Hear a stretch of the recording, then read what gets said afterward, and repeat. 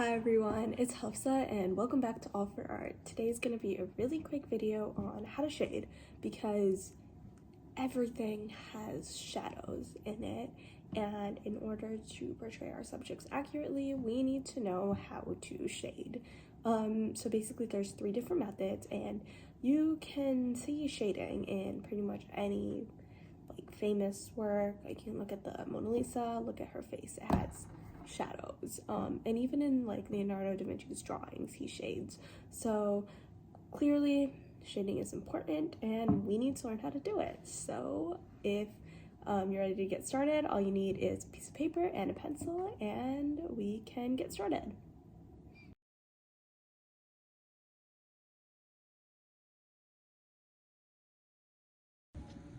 Okay, so the first method we can use to shade is, I actually don't know what it's called, but you guys probably know it. It's basically when you use pressure to get a dark color like this. So now I'm shading darkly. And then when I want to shade, portray a lighter shadow, I'll just use lighter pressure. And so an exercise you can do to help with this type of shading is to kind of work on making a gradient. So I'm starting out really dark, and then I'm just gradually lightening up my pressure as I move forward.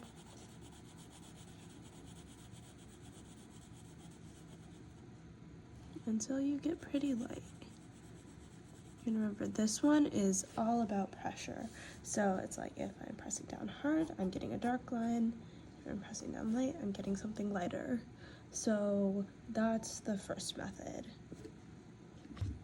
So the second method kind of has 2 parts to it. So it's called hatching. So basically what hatching does is it uses lines to create shadow. So when you put lines together, you kind of create like a dark area. This is very sloppy, but it's like, okay, so this is dark as compared to something like this, right? Like this would show me a lighter area. So I'm gonna show you guys like in gradient style again. So like starting out very close to each other, right? So let's say that like this is pretty dark, and then it's kind of moving farther apart. Then as we get to the end, you can just see how like we're going from a darker value to a lighter value as the lines move away from each other. So like this is less shadow, lighter areas, dark shadow, darker areas. But the second part of this is called cross hatching, because when you hatch, I'm gonna just show like a dark area as an example. So like let's say I'm drawing something and I want to create a dark shadow and I've hatched already, and let's say like, you know, this is my dark area, and again we can just do a gradient style where we're kind of fading into a lighter area. Okay, but let's say that I need my dark area to be darker. What I can do is I can do more lines, but instead of going this way, I'll go this way. Crosshatch.